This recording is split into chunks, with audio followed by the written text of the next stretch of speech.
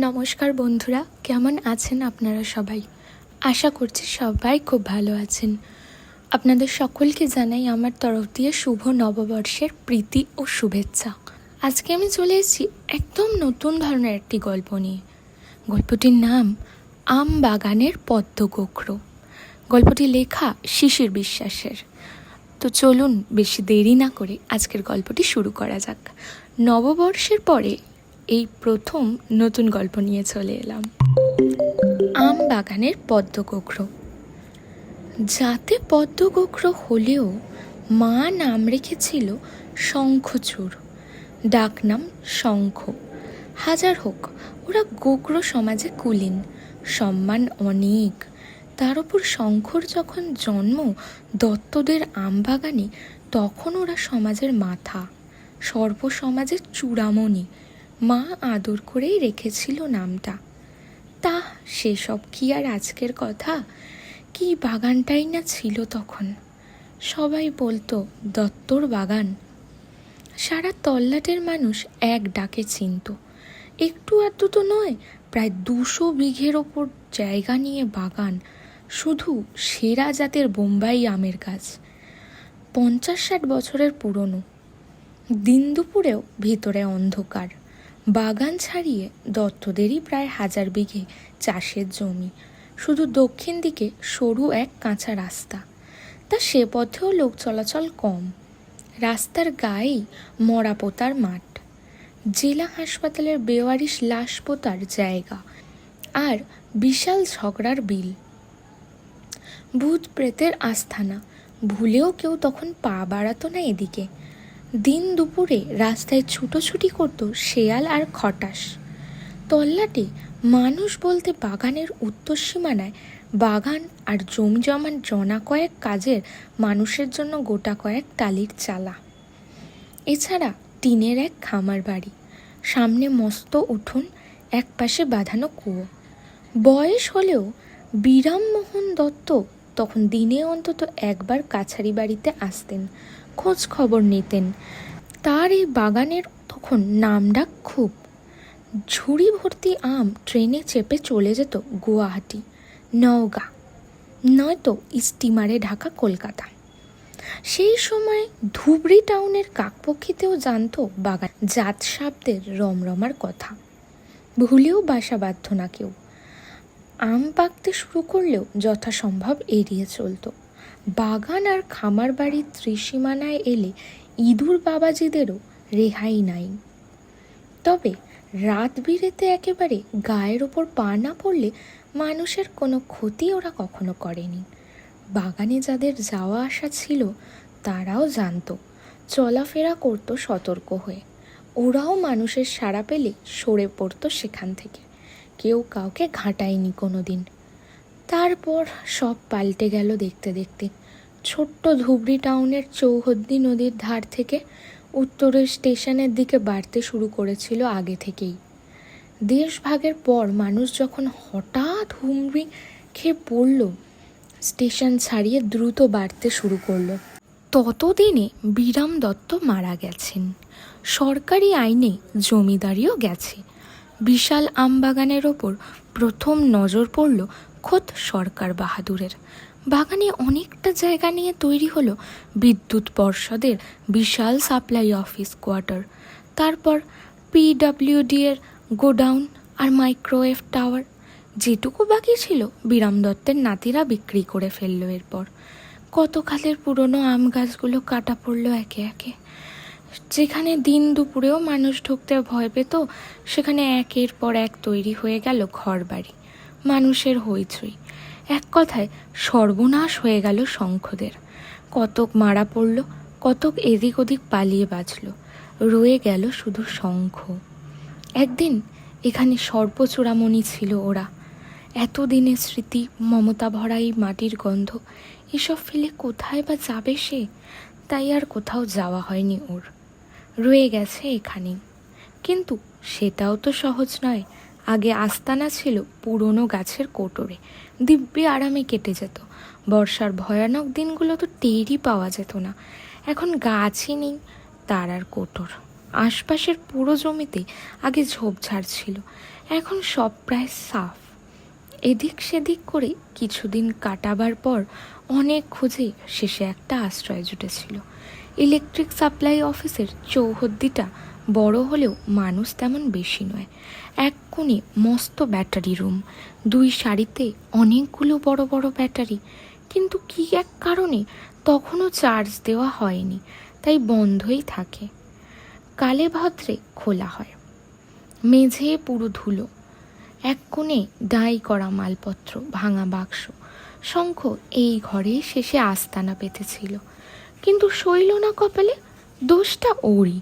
সেবার খোলস ছাড়বার সময় যখন এলো, বাইরে কোথাও গিয়ে ছেড়ে এলেই পারত, রক্ষে হতো সব দিক। কিন্তু মতিভ্রম, ব্যাটারির তাকের চমৎকার ফোঁকরে শরীরে ঢুকিয়ে আরামে ছেড়ে ফেলেছিল খলিশটা। এর মাস কয়েক পরে কি এক দরকারে সাপ্লাই অফিসের এক কর্মচারী এসে ঘরে ঢুকে ব্যাটারির ফাঁকে এত বড় এক সাপের খোলস দেখে প্রায় হাউমাউ জুড়ে দিল। ভাগ্যিস শিকারের খোঁজে তখন বাইরে বের হয়েছিল, তাই প্রাণটা বাঁচল। কিন্তু সর্বনাশ যা হওয়ার তাই হলো। ইলেকট্রিক অফিসে সে এক হৈ হৈ কাণ্ড। প্রায় 6 হাত লম্বা বিশাল এক পদ্মকুকড়ো আস্তানা গেড়েছিল ব্যাটারি রুমের ভিতর।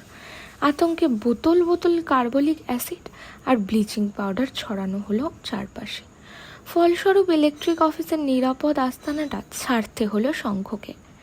দিন কয়েক এদিক সেদিক করে কাটল, কিন্তু এইভাবে কদিন আর চলে। শীতের মুখে হলে অসুবিধা হতো না। শীত ঘুমের জন্য একটা আস্তানা আছে ওদের, অনেক দিনের পুরনো। বাগানে মাটির তলায় বেশ অনেকটা গভীরে বড় এক ফোঁকর রয়েছে। এমন চমৎকার ফোঁকর মাটির এত তলায় কেমন করে হলো কেউ জানে না।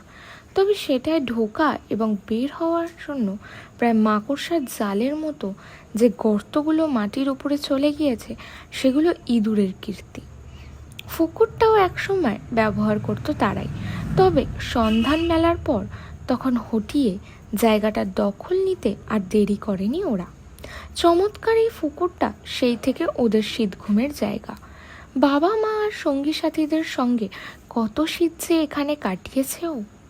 মস্ত ফোঁকরটার একদিকের দেওয়ালে সরু মতো একটা ফাটল রয়েছে। ছেলেবেলায় কৌতূহলী হয়ে একবার সেই ফাটলের ভিতর সামান্য মুখ গলিয়েছিল ও। দেখতে পেয়ে ছুটে এসে সরিয়ে দিয়েছিল মা। সতর্ক করে বলেছিল, শঙ্খ, ও ফাটল সোজা নেমে গেছে পাতালে। ওর ভিতর একবার ঢুকেছে যে সে আর ফিরতে পারেনি। খবরদার ওদিকে যাস নে কখনো। মার কথায় সে দুনো ভয়ানক ঘাবড়ে গিয়েছিল, ভুলেও আর ফাটলের কাছে যায়নি। তবু শীতের শুরুর কয়েকটা দিন ছিল বড় আনন্দের। একে একে সবাই এসে জড়ো হতো এখানে, তারপর নিশ্চিন্তে ঘুমিয়ে পড়তো মাস কয়েকের জন্য। সারা শীত প্রায় শুনশান পড়ে থাকে।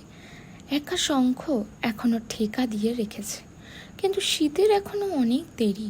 সেই আস্তানায় তার যাওয়া যায় না। যাই হোক, শেষটা অনেক খোঁজাখুঁজির পর আস্তানা একটা বের হলো। ইলেকট্রিক অফিসের গায়ে কয়েকটা নতুন বাড়ি উঠেছে। তারই একদম শেষেরটা বেশ অনেকটা জায়গা নিয়ে ছড়ানো গোটা 3 ঘরের একটা জ্বালানি কাঠ, পাতা আর ফেলা ছড়া মালে বোঝাই। চমৎকার এই জায়গাটার খোঁজ পেয়ে শঙ্খ প্রায় হাঁপ ছেড়ে বাঁচল। মানুষও বেশি নয় এই বাড়িতে। বাড়ির কর্তা পরমেশবাবু বিপত্নিক, গুয়াহাটির ওদিকে চাকরি করেন। মাসে 1-8বার বাড়িতে আসে, তাও দিন 2-এর জন্য। বাড়ির আসল কর্ত্রী ভদ্রলোকের মা ব্রজবাসিনী দেবী। 70-এর উপর বয়স, কিন্তু দেখে বোঝার উপায় নেই। পাতলা ছিপছিপে শরীরে ভাঙনের ছাপ সামান্যই। এই বয়সেও প্রায় দুধে আলতা গায়ের রং। 3 নাতি নাতনিকে নিয়ে একাই থাকেন। 2 নাতনি সীতা আর স্বাতী বড়। ঠাকুমার মতোই রূপ পেয়েছে দুজন, কলেজে পড়ে। নাতি সন্তু ছোট্ট, বছর 12 বয়স, কাছেই এক স্কুলে পড়ে। 3 জনই ঠাকুমার বড় বাধ্য। 2 বোন যতটাই শান্ত, সন্তু ততটাই দুরন্ত। যতক্ষণ ঘরে থাকে প্রায় মাথায় করে রাখে বাড়ি। এই সন্তুকেই বড় ভয় শঙ্খর, তাই সে বাড়িতে থাকলেও বিশেষ বের হয় না। ব্রজবাসিনী দেবী এই বয়সেও যথেষ্ট কর্মক্ষম। খুব সকালে ঘুম থেকে ওঠেন, নিজেই ঘরদোর সাফ করেন, তারপর স্নান সেরে ঠাকুর ঘরে। সকালে পুজো পাঠ সারতে একটু দেরিই হয়ে যায় তার। ঠিকই একজন কাজের মেয়ে আছে, ইতিমধ্যে এঁটো থালা বাসন মেজে দিয়ে যায়। সন্তু ভোরে উঠেই চলে যায় কাছেই মিশন মাঠে ফুটবল প্র্যাকটিস করতে। তার ফিরে আসার আগেই ব্রজবাসিনী দেবীর পুজো পাঠ শেষ হয়ে যায়। তবে দুই বোন সেজন্য অপেক্ষা করে না। কেউ একজন স্টোভ জেলে সকালে চা জল খাবারের তোড়জোড় শুরু করে দেয়। ব্রজবাসিনী দেবী অবশ্য নাতনিকে দায়িত্বমুক্ত করেন কিছুক্ষণের মধ্যেই। জল খাবারের পর্ব শেষ হতে ব্রজবাসিনী দেবী কোনো দিন রিক্সা করে বাজারে চলে যান। ফিরতে মোটামুটি ঘন্টাখানেক লেগে যায়। তারপর উনুন জেলে রান্নাবান্না, নাতি নাতনিদের স্কুল কলেজে যাওয়ার আগে সব শেষ। সকালের এই সময়টা তাই বেশ ব্যস্ত থাকতে হয় তাকে। সেদিন বাজার করে ফিরতে একটু দেরি হয়ে গেছে তার। সাধারণত এমন হলে নাতনিদেরকেই উনুনে আঁচ দিতে হয়, কিন্তু আজ কাউকেই দেখতে পেলেন না। ঘরের দরজা ভিতর থেকে বন্ধ। সন্তু অবশ্য এই সময় বাড়ি থাকে না, পড়তে যায় কাছেই এক মাস্টারের কাছে। একটু আশ্চর্য হলেন তিনি। ডাকতে যাবেন, ঠাকুমার আঁচ পেয়ে দুই বোন দরজা খুলে বাইরে মুখ বাড়ালো। চোখে মুখে রীতিমতো আতঙ্ক। ঠাম্মা গো, শিগগির ভিতরে এসো। কেন, কি হয়েছে দিদি? একটু থতমত খেয়ে ব্রজবাসিনী দেবী বারান্দায় এসে বললেন, ঠাম্মা গো, এই এত বড় একটা সাপ খাটের ঘরে বাইরে বেরিয়েছিল, আমাদের সারা পেয়েই ভিতরে ঢুকে পড়ল। কি বড় সাপ গো ঠাম্মা, কি হবে এবার? ও তাই বল। দুই নাতনির কথায় স্বস্তির নিঃশ্বাস ফেললেন মহিলা। তোরাও তাহলে দেখে ফেলেছিস দিদি? আরে, ও তো আমার ঘরের রাখাল, কোনো ক্ষতি করবে না, মিছে ভয় পাস নে কেউ। ঘরের রাখাল? প্রায় আকাশ থেকে পড়লো দুই বোন। সে আবার কি ঠাম্মা? সে তোরা বুঝবি না বাপু। একটু যেন বিরক্ত হলেন ব্রজবাসিনী দেবী, কিন্তু সেটা দমন করে ফের স্বাভাবিক গলায় বললেন, মাস কয়েক আগেও তো দেখেছিস ইঁদুরের কি উৎপাতটা ছিল এই বাড়িতে। এখন দেখতে পাস একটাকেও? উমা, তাই বলে তুমি বাড়িতে এত বড় একটা সাপ পুষে রাখবে ঠাম্মা? যদি কিছু হয়? বলছি তো কিচ্ছু হবে না, শুধু ও ঘরের দিকে যাসনি কেউ, আর রাতে বাইরে একটু সাবধানে চলাফেরা করিস। ও আমার খুব বুদ্ধিমান। ঠাম্মার মুখের ওপর বাবাও কথা বলেন না কখনো, ওরাও বলে না, কিন্তু আজ দুজনে অনেক কথাই বলে ফেলেছে ইতিমধ্যে। আসলে ব্যাপারটা কিছুতেই মানতে পারছিল না কেউ। সীতা থেমে গেল, সাথী মাথা ঝাঁকিয়ে বলল, তা না হয় হলো ঠাম্মা, কিন্তু তুমি তো কতবার যাও ও ঘরে, আর সন্তুর কথা ভেবেছ?